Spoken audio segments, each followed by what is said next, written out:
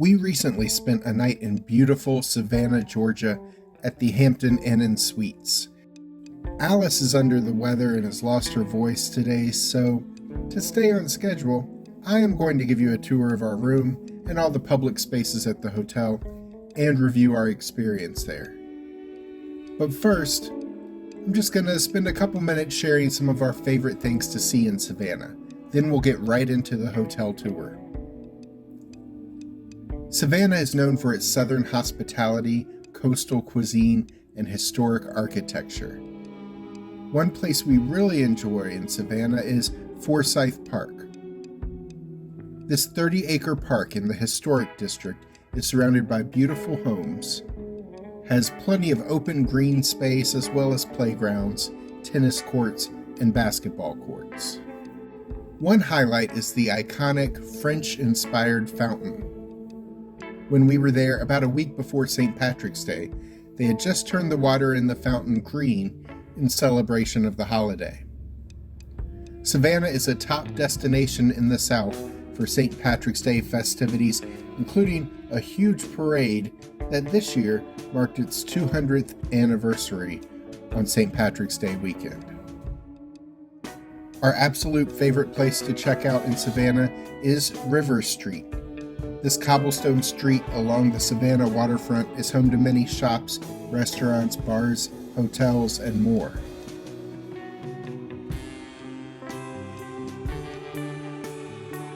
This footage was filmed in the morning as things were just starting to open up, but as the day wears on, the street becomes a popular spot for tourists and locals alike.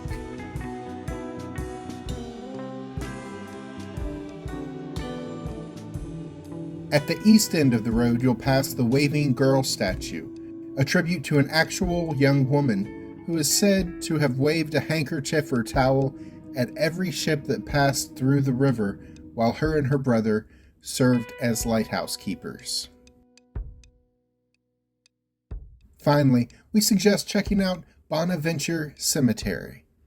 Established on the grounds of a former plantation, this 100-acre cemetery is known for being the burial grounds for local politicians, the co-founder of Capitol Records, a poet laureate, many prominent citizens of Savannah, as well as Civil War veterans, Spanish-American War veterans, and the ashes of 344 Holocaust victims are buried here as well.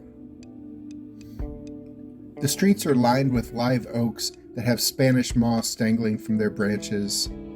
Many of the tombstones are intricate and ornate as people went to great lengths to memorialize their loved ones. This cemetery along the Wilmington River has been featured in the novel and film Midnight in the Garden of Good and Evil, a novel that Alice has just recently started reading. Now, on to the Hampton Inn Suites Savannah, Midtown. This is the lobby check-in desk. There's a seating area nearby where the complimentary breakfast can be enjoyed each morning. We'll show you the breakfast in a moment.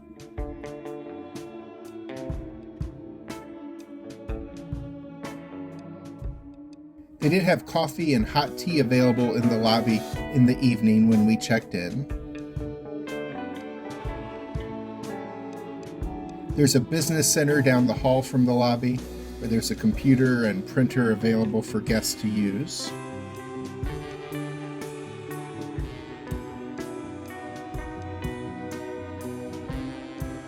And around the corner from the business center is the elevator, which will take us up to our room on the 3rd floor.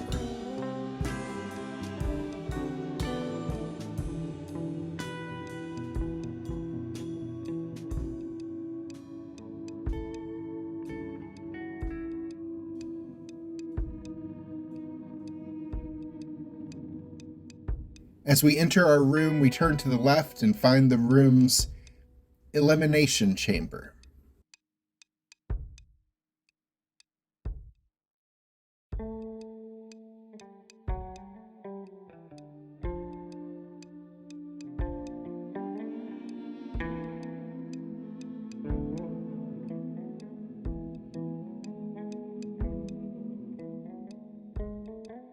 The coffee maker is in the bathroom. We've seen that before a couple other places. Still not a fan.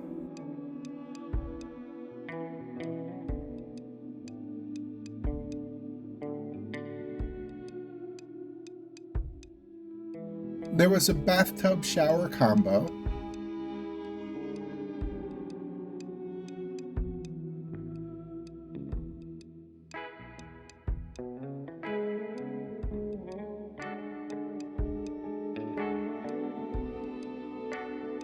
And outside the bathroom is a full-length mirror on the closet door.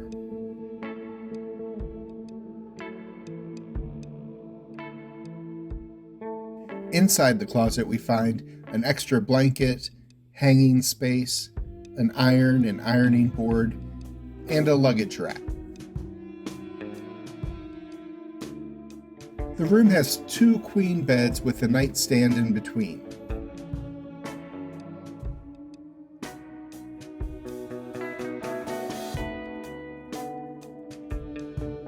On the nightstand we find a phone, an alarm clock, and a charging station for your devices.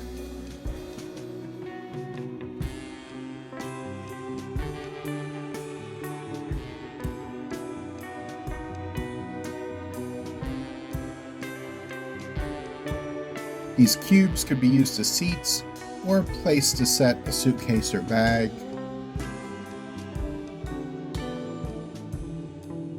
There is a desk with an office chair. We got a free bottled water and a slight discount on the room for being Hilton Honors members. It's free to join, so you probably should if you're going to stay in Hilton brand hotels.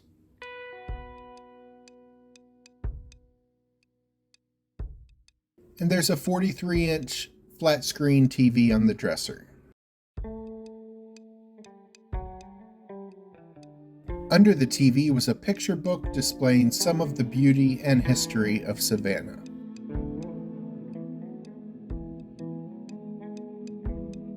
There's an ice bucket and a mini fridge in the room, though there was no microwave. And the hotel has its own parking garage. Self-parking in the on-site garage is $7 per night. I really liked that there was a covered walkway from the hotel to the garage, so you're covered in case of rain as you go to and from your car during your stay. One thing Alice always enjoys is an indoor pool, and this hotel had one.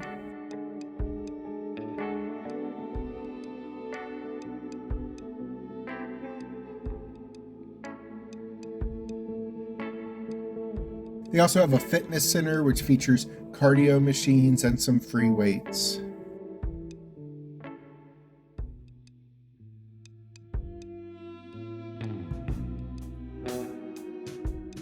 And also on the ground floor they have an ATM, brochures for area attractions, and a guest laundry room.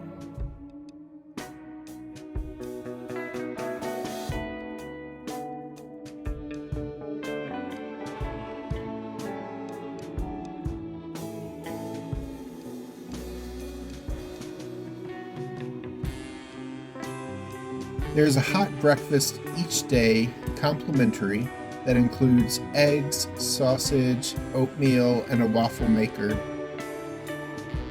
They also had muffins, a toaster with bread and bagels, some cold cereal options, as well as fruit and yogurt.